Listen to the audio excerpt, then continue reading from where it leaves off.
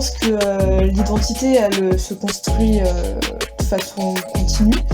Et je pense que dès lors qu'on mène un combat et qu'on engage notre personne, finalement on engage notre identité. Donc dire qu'on se bat pour ses idées, c'est finalement se battre pour son identité. On peut se battre pour son identité personnelle, mais aussi se battre pour l'identité, disons, plus globalement à l'échelle de l'humanité. Et moi, personnellement, je pense que depuis que j'ai pris conscience que je pouvais avoir un impact sur ma société et que je pouvais avoir un regard actif, je pouvais agir, je pense que finalement c'est mon identité tout entière qui s'est modifiée en fonction de ça, quoi.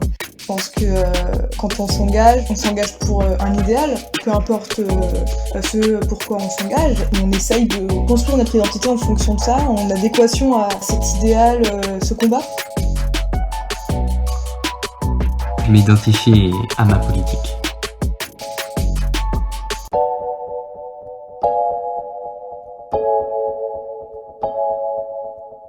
Si l'identité est en effet motrice de l'engagement politique, comment les jeunes, une fois leur identité construite, la transposent-ils dans le domaine politique ? Comment les jeunes effectuent-ils le lien entre ce qu'ils sont, individuellement, et ce qu'ils sont, politiquement ?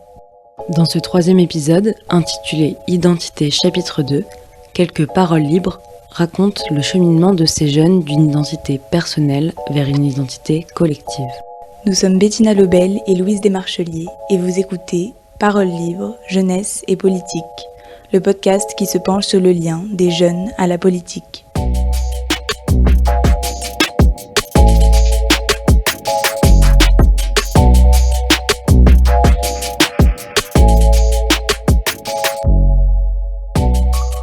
J'ai un point de vue assez pragmatique sur la politique, c'est-à-dire que je vais pas forcément dire je suis à gauche ou je suis à droite, donc forcément je serai opposé à tout ce qui vient de l'autre camp, de l'autre bord politique. Et c'est vrai que je pense que prendre du recul comme ça permet aussi de mieux réfléchir et de savoir ce qui est bien ou ce qui est mal, sans forcément avoir un a priori à cause de son orientation politique et du parti pris que l'on prend habituellement. Je considère qu'à partir du moment où on considère que l'on fait partie de tel ou tel parti, on se sent obligé de défendre les personnes qui sont dans ce parti justement, même si ils ont des affaires politico-judiciaires. Voilà, je préfère quand même prendre ce recul pour ne pas finalement me sentir emprisonné dans une étiquette. J'ai pas envie qu'on mette une étiquette dans le genre où voilà, lui il est de gauche, voilà, lui il est d'extrême droite, lui voilà, il est dans l'extrême gauche.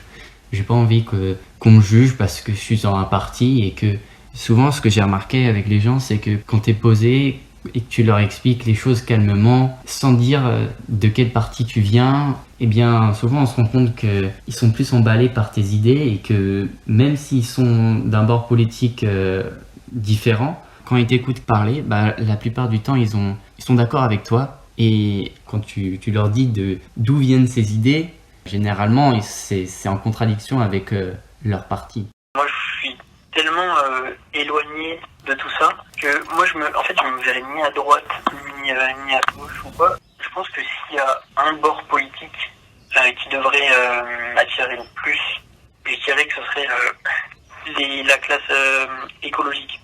Moi c'est celle qui me parle le plus. Donc moi je me situe pas sur l'échiquier politique. Je pense que l'écologie c'est un thème qui touche tout le monde. Enfin ça va toucher tout le monde.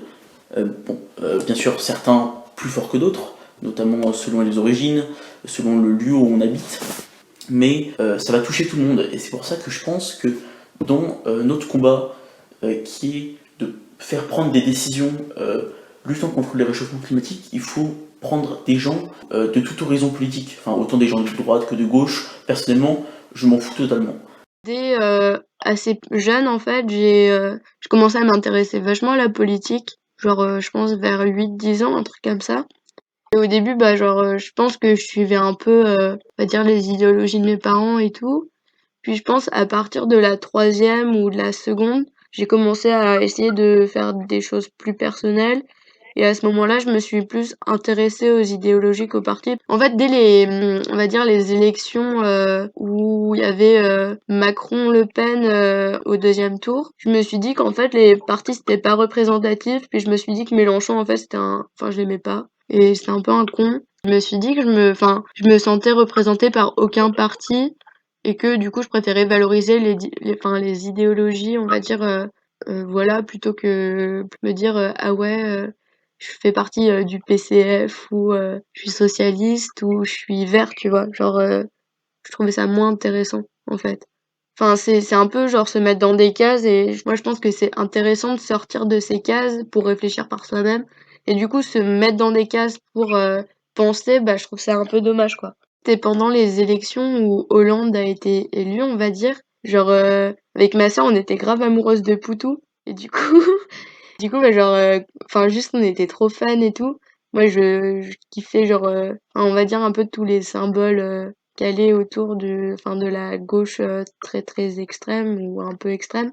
Mais enfin c'est juste genre ça m'intéressait, même si je pense que j'avais pas la maturité suffisante pour avoir des vraies réflexions sur la chose quoi.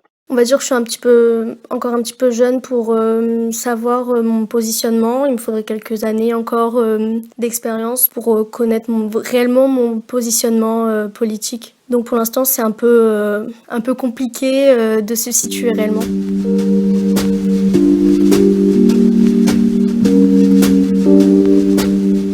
Avant les élections de 2017, de toute façon, je pensais qu'aucun représentant politique ne représentait vraiment mes valeurs et mes idées, parce que je trouvais que la scène politique française était trop vieille, vraiment cette histoire de droite, gauche, extrême droite, extrême gauche, puis un centre fébrile.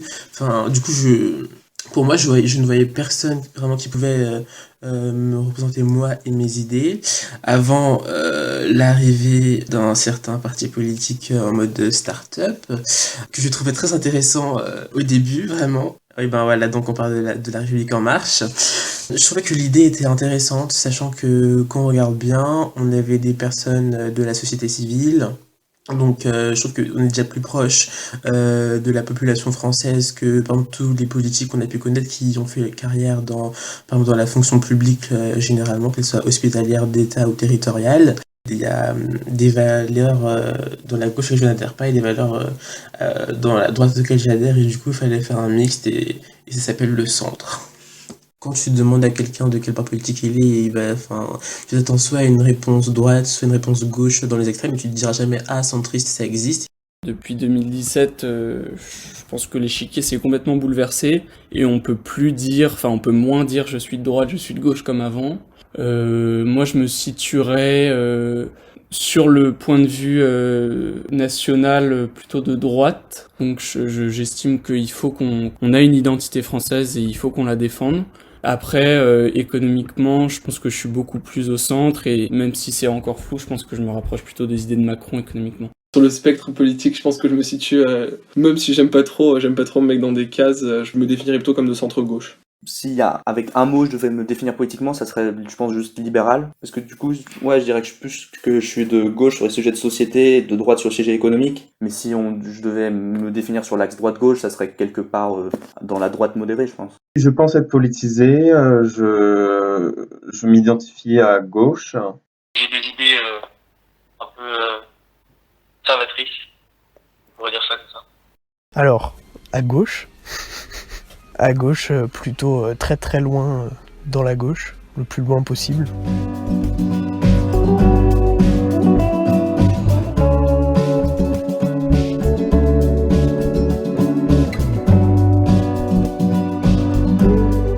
Qu'est-ce que c'est un habit en fait politique finalement, hein ? C'est quoi ? Qu'est-ce qui fait que on te reconnaît politiquement ? Je sais plus, j'en avais parlé avec des potes comme ça à un moment, j'ai dit imaginez, j'ai l'air d'une néolibérale et tout. Et on m'a regardé, j'ai dit mais enfin tu sais que on te voit une fois dans la rue et on sait pour qui tu vas voter. Enfin, ça se sent quoi, ta façon même d'être, ça se voit. Donc je pense que peut-être qu'à partir du moment où t'as l'air d'être de gauche, souvent c'est quand même que tu l'es. C'est un peu trivial ce que je veux dire, mais tu mets des Doc Martens, des vêtements de fripe un peu larges, tu mets du rose hyper voyant sur tes yeux. Est-ce que vraiment t'es conservateur ? Non. En fait, j'ai un style plutôt décalé et j'aime bien m'habiller pour que les gens réfléchissent sur comment je suis habillée. Par exemple, je ne mets pas de soutien-gorge Déjà, c'est parce que c'est pas confortable et que ça m'apporte rien de mettre des soutiens-gorge parce que de toute façon, les seins peuvent tenir tout seuls, ils ont pas besoin de soutien-gorge. Et puis même, des fois, on me fait des remarques, ouais, tu devrais en mettre un, ça fait pute ou quoi que ce soit. Je réponds à ces gens et des fois, ça leur fait réfléchir sur ce qu'ils ont dit. Et traiter une meuf de pute parce qu'elle met pas de soutien-gorge, ça a pas de sens, ça a pas de fondement. Du coup, je pense que ouais, je mets une intention politique sur certains vêtements ou certaines façons de m'habiller. C'est assez drôle parce que quand je rencontre les personnes pour la première fois, en fait, ils me disent tous que je devrais être une L, et donc ça sous-entend que je suis forcément pas mal à gauche. Le fait que je sois une personne de couleur, souvent, on va penser que je suis de gauche. Souvent, on va se dire que je viens forcément d'un milieu défavorisé, alors que pas du tout. Par exemple, j'ai un sac Vanessa Bruno, et les sacs Vanessa Bruno, ça coûte plutôt cher. Enfin, c'est pas non plus dans les sacs les plus onéreux, on va dire, mais ça coûte un certain prix que certaines de mes amies ne pourraient pas du tout se permettre. Et elles m'ont raconté que le premier jour où on s'est vus, j'avais ce sac, et en gros mes amies, elles ne viennent pas du tout de ce milieu, enfin notamment une ou deux. Et quand elles m'ont vue, elles m'ont pris carrément pour une petite bourgeoise venant de droite, enfin voilà quoi. Alors que c'est pas vrai, enfin après elles me le disent, c'est pas vrai, enfin maintenant que je te connais, c'est pas du tout vrai. Du coup c'est un bon exemple du jugement hâtif qui est complètement faux en fait. Je sais que je porte des chemises hawaïennes et des jeans assez larges et on m'a dit que ça ressemblait à mes avis.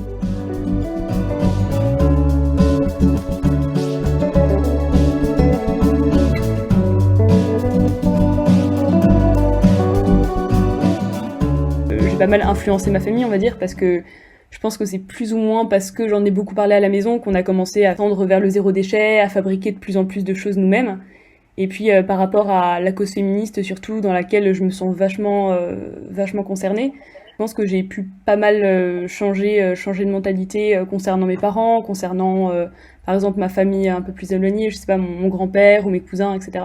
Alors dans ma famille, on est, alors pas traditionnellement, mais en tout cas dans ma famille nucléaire, c'est-à-dire mon père, ma mère, on est de gauche. Ils sont de gauche déjà, parce qu'on parle d'eux.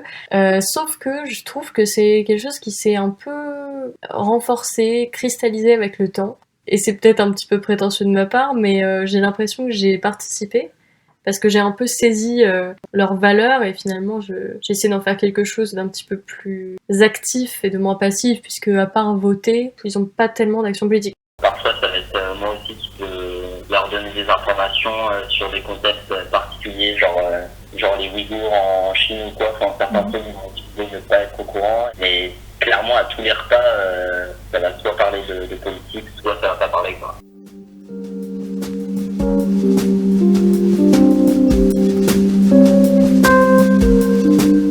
D'une façon, je trouve que les jeunes se foutent aussi un peu de la politique. Genre, quand il y a eu par exemple les discours d'Édouard Philippe concernant le Covid, le premier truc que j'ai vu quand je suis allée sur Twitter, c'est des milliards de mèmes avec la tête d'Édouard Philippe qui disait ouais, il faut rester chez soi pour sauver la barbe d'Édouard Philippe parce que il avait des trous blancs. Enfin, de cette manière, les jeunes aussi se foutent quand même pas mal de la politique.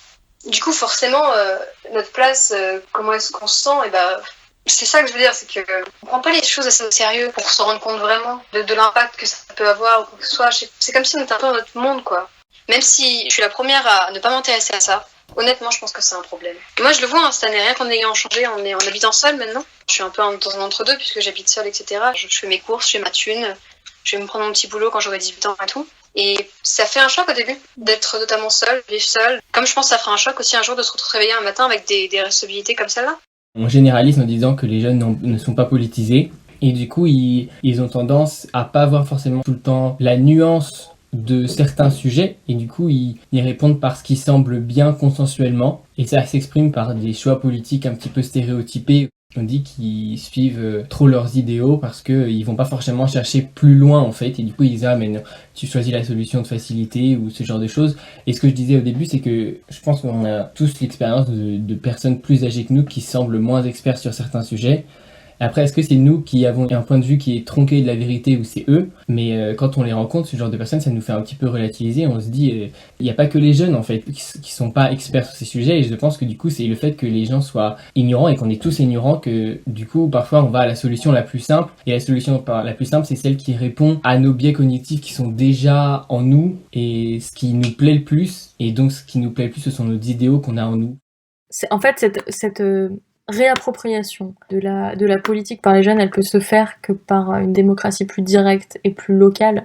devrait y avoir plus de jeunes. Mais est-ce que les jeunes devraient, eux, on va pas les forcer, quoi. Mais c'est sûr que peut-être que si on leur laissait plus de place et qu'on leur disait c'est intéressant ce que tu dis, et tu sais que tu peux nous être utile et qu'en fait t'es pas juste un mec qui fait l'école buissonnière et qui se prend des heures de colle, ce serait cool. Ce serait vraiment cool parce que finalement c'est quand même dingue que ce soit les 50 et les soixantenaires, ce soit eux qui investissent le paysage politique, alors que dans 30 ans, excusez-moi les gars, mais ça vous servira plus à rien toutes vos réformes.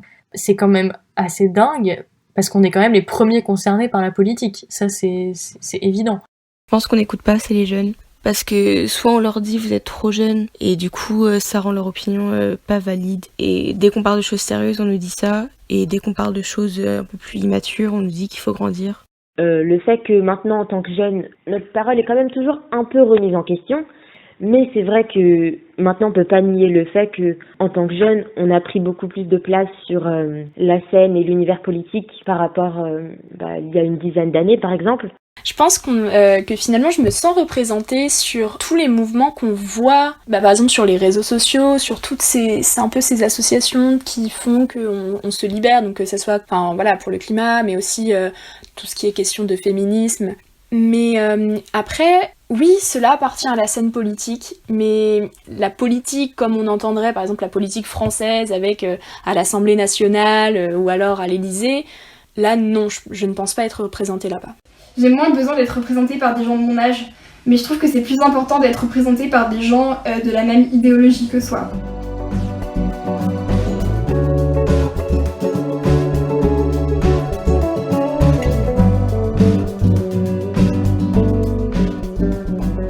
Personnellement, 18 ans, j'ai pas eu le temps encore de voter parce que les élections municipales, je m'y suis pas forcément intéressé et vu que j'étais à l'étranger, ça allait pas impacter mon quotidien. Donc j'ai pas pu voter, ni pour les présidentielles dernières. Donc en soi, moi je prends quand même assez de distance avec la politique et je pense que c'est lié probablement à mon caractère assez individualiste. Et tant que ça va pas me toucher personnellement, je pense, j'ai un peu de mal à m'intéresser, même si quand même je porte un œil à tout ce qui se passe de loin, assez observateur. En fait, quand je m'y intéresse, c'est plus dans l'abstrait, on va dire. Ce qui peut paraître étrange, en fait, je peux l'admettre, parce que pour quelqu'un qui s'intéresse beaucoup à la politique, que ça l'affecte peu lui-même, et c'est vrai que c'est plus abstrait que concret dans ma vie de tous les jours. Moi, j'ai l'impression d'être très privilégié. En fait, moi, je la vois, la politique, comme un spectateur qui, de toute manière, va pas être affecté par la chose, genre. Mes parents, ils sont comédiens, tous les deux, et ils gagnent pas des masses, mais en fait, comme on est propriétaire de notre maison, j'ai l'impression que rien ne peut nous arriver, ce qui est peut-être un leurre, et on est blanc, je veux dire, moi, je suis hétérosexuel, j'ai l'impression que dans ma vie, en fait, il y a peu de choses qui vont m'impacter directement, en fait, enfin, qui vont m'affecter, voilà. Et donc, je pourrais avoir une position de retrait et me dire, toutes ces choses, ça me concerne pas. En fait, c'est une posture très extérieure et en fait, quelque chose de très intellectuel et peut-être pas vraiment physique, en fait. Je pense que ça a une place dans ma vie purement intellectuelle et en tout cas, je le déplore. Et je pense que j'ai le privilège de choisir l'importance que la politique aura dans ma vie. Je pense que c'est la politique, elle rythme vraiment ma vie au quotidien, de façon assez lourde parfois. Enfin, parfois je suis chamboulée par cette influence de la politique sur ma vie. Par exemple, après des élections, je me souviens des élections présidentielles où j'ai lutté, j'ai fait la campagne avec la France Insoumise et Mélenchon. Et quand ils nous manquaient 620 000 voix, pendant quelques semaines, c'était dur, quoi. Voilà, donc ça peut parfois être dur, ça peut parfois être très très joyeux, mais oui, c'est vraiment une très grosse influence.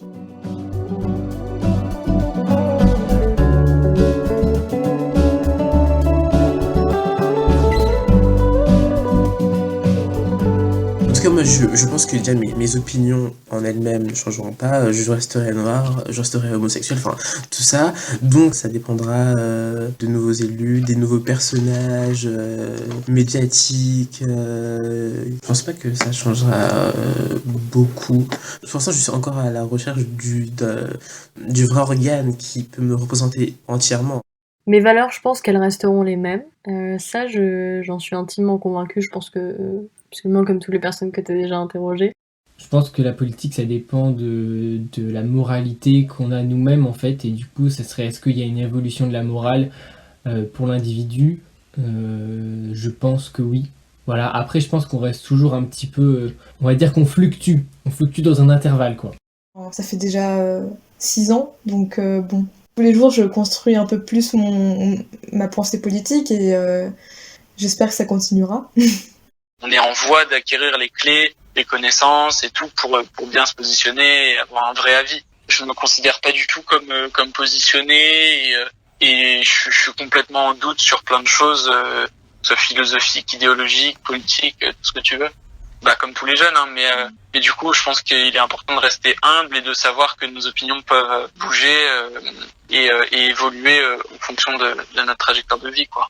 Je suis encore trop jeune pour savoir beaucoup de choses, parce qu'il y a des choses que je ne sais pas. Je suis pas un expert. Il y a des adultes qui, même s'ils connaissent un minimum de politique, savent ce qu'ils ont vécu. Enfin, par exemple pour le travail. On a des idéaux, c'est bien, mais je pense que quand on rentre vraiment dans le monde du travail, on se rend compte de la vraie réalité. Enfin, on a des envies, mais il y a une marge entre envie et réalité. Et la réalité, pour moi, c'est vraiment la réalité du monde du travail. Gagner un salaire, c'est une responsabilité. L'argent qu'on en fait, c'est une responsabilité. Et je pense que tout ça, les difficultés aussi que tout le monde peut rencontrer dans la vie professionnelle et la vie de tous les jours. Parce que quand t'es jeune, t'es assez couvé par tes parents, par l'enseignement, t'es pas autonome. Et le fait de trouver cette autonomie aussi bien morale qu'économique fera évoluer certaines opinions politiques des jeunes. Que j'aurai la possibilité de voter ou de vraiment participer. Pour moi, voter, c'est vraiment un moyen de participer, etc. Je sais que je commencerai à beaucoup plus m'intéresser, à beaucoup plus essayer de comprendre, etc. que maintenant j'ai ma vie de lycéenne, j'ai ma vie de famille, j'ai mes amis, etc., etc. Je dis pas que dans 30 ans, j'aurai pas de famille, etc. Mais quand même, je prendrai mon rôle, je pense, beaucoup plus à cœur qu'aujourd'hui, parce qu'aujourd'hui, j'ai pas de moyens, j'ai pas de responsabilité aussi importante que j'aurai dans 30 ans. Je pense qu'on est tous amenés à changer d'opinion, puisqu'on va changer de statut social, on va avoir une profession, un nouveau cercle d'amis, un nouveau groupe de pairs, on va rencontrer beaucoup de personnes. Le patrimoine financier est aussi un facteur, je pense. Et c'est vrai que je pense pas avoir forcément les mêmes opinions dans 30 ans, puisque de toute façon le monde aura changé dans 30 ans. Et ça se trouve, des choses pour lesquelles je pourrais militer aujourd'hui se seront réalisées, et les choses pour lesquelles les gens militeront dans 30 ans ne sont pas forcément des choses avec lesquelles je serai en accord. S'il s'avère qu'on arrive à destituer l'État, qu'est-ce qui va se passer après? Ça se trouve, on va voir que c'est un véritable fiasco et apparemment, clairement, dans 30 ans, il y aura beaucoup de choses qui auront changé. Enfin, des gens croient que déjà, il y aura plus vraiment de système économique en marche. Donc, ça va changer, mais on va grandir tous ensemble et ça rassure, par exemple, que tu sois là comme tant d'autres et qu'on n'est pas tous seuls.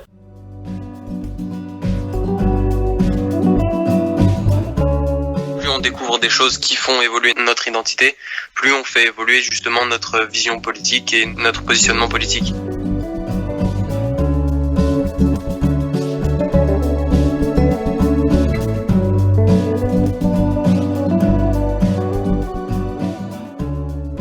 Je trouve que j'inscris absolument tout par rapport à la politique. Dès que j'aborde un sujet et que j'y réfléchis, je pense qu'il y a forcément une dimension politique qui intervient dedans. Encore faut-il que le sujet s'y prête. Mais la plupart du temps, je pense que mon positionnement politique influe pas ma pensée forcément tout le temps, mais j'induis du politique dans l'ensemble des choses que je réalise. Toutes les expériences me marquent politiquement. Je donne une valeur politique à tout ce que je vis, une implication et une explication politique à absolument tout ce qui m'arrive, même personnellement.